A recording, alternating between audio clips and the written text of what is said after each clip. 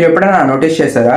Success interesting గానే కనిపిస్తుంది కానీ ప్రాసెస్ బోరింగ్. జిమ్ కి వెళ్దాం బోరింగ్, సేమ్ సబ్జెక్ట్ చేయడం boring, daily same routine follow అవడం బోరింగ్. అందుకే మనం క్విట్ చేస్తాం. మనకి ఎగ్జైట్మెంట్ కావాలి, ఇన్స్టెంట్ రిజల్ట్స్ కావాలి, డిసిప్లిన్ వద్దు.